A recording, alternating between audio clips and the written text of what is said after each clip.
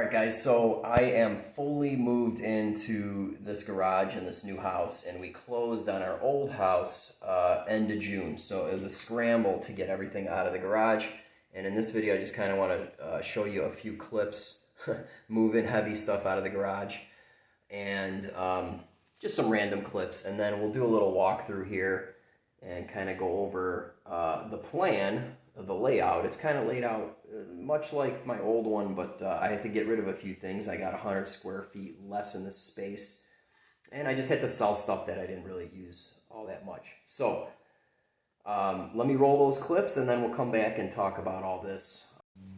Right.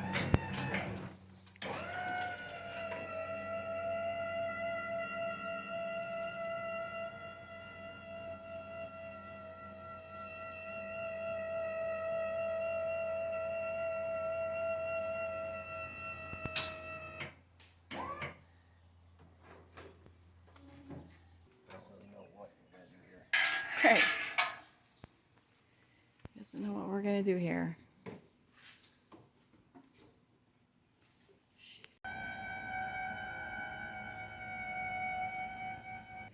It clears with the lid open by like a 1/4 inch. Let's go. Woo!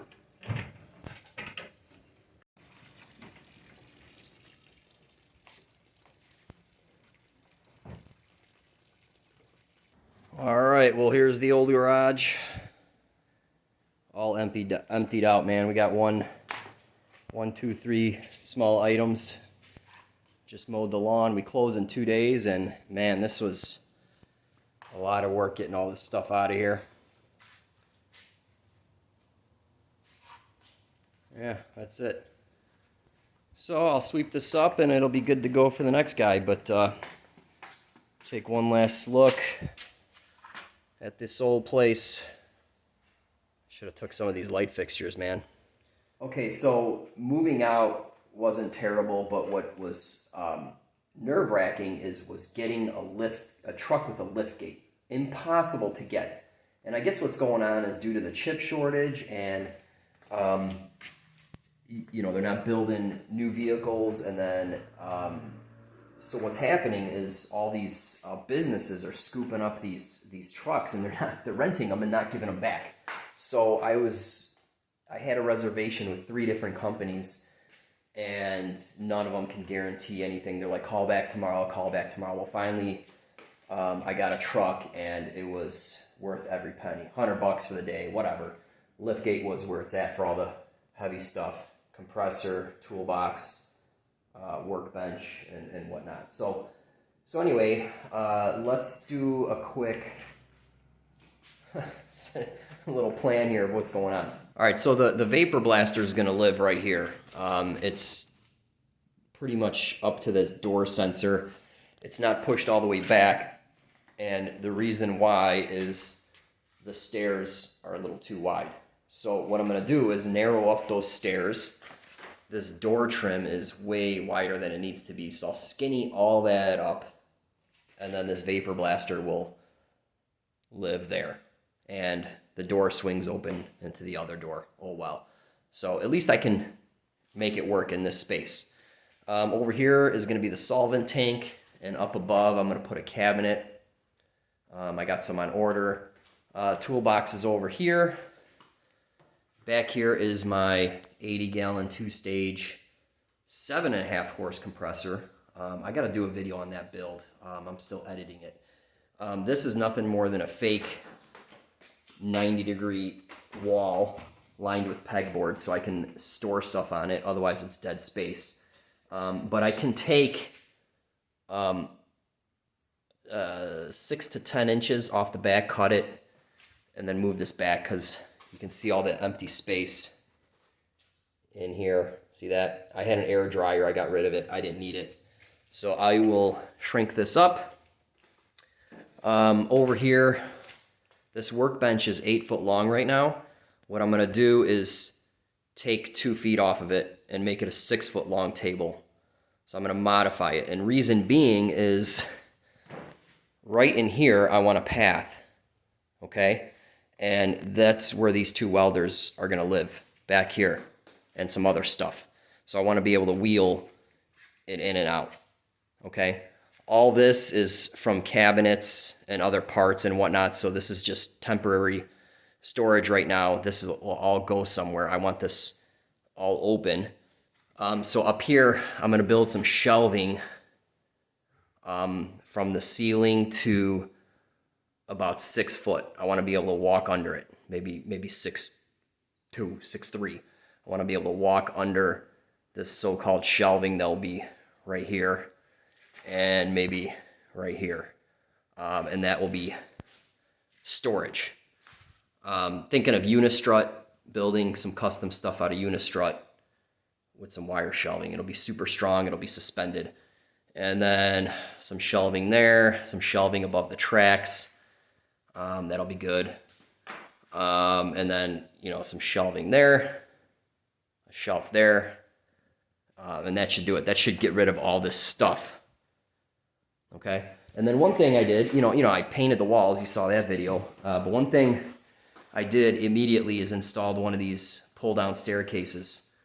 Okay, so this thing, there was a hole here before. It was only in between 2 joists, so that was 14 inches wide. You can see the dark outline. It was really small. So this guy's awesome. It's 25 inches wide or so. So what's nice is you can grab one of these bins and walk right up here and throw it up there. So up there, I just threw a bunch of junk, some stuff. It's light, it's not heavy, but it's awkward and it's big. So I just threw it up there for now. I will organize all that later, but I really wanted to get this installed. So that's that. And then what I'm doing is I'm just patching the ceiling over here. I goofed and made a hole and knocked out a portion of the drywall.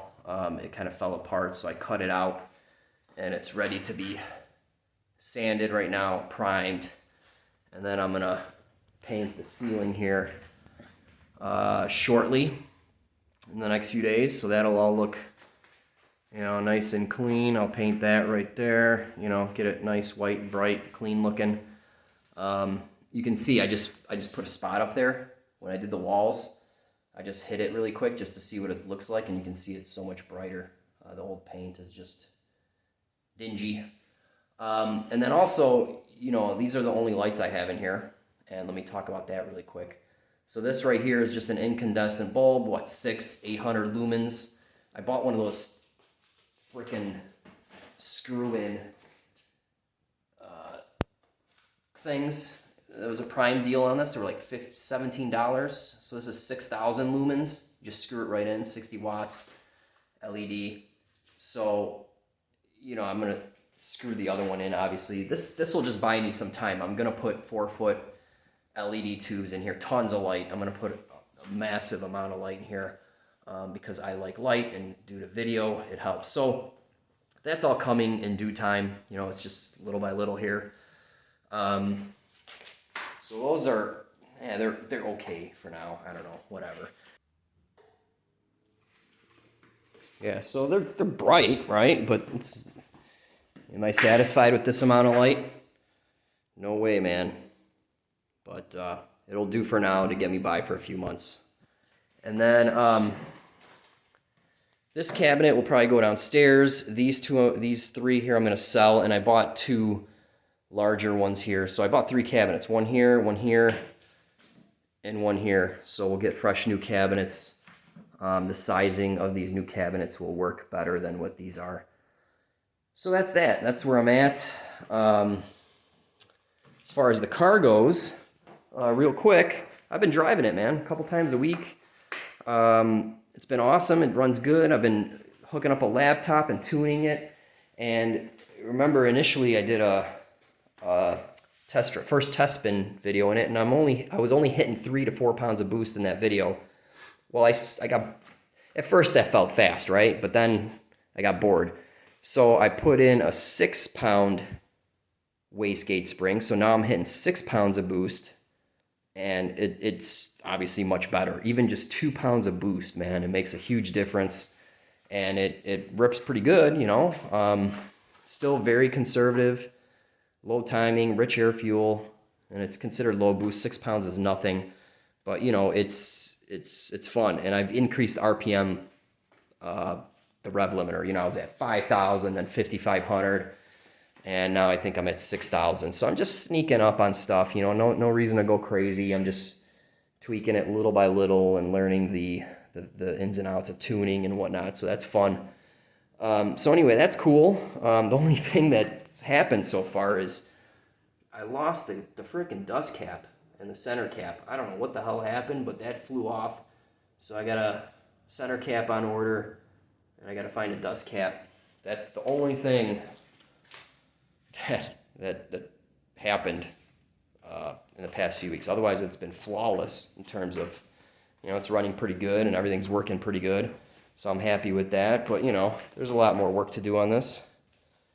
And then I got freaking parts everywhere, which I need to store. All right, guys, so that's just a quick update.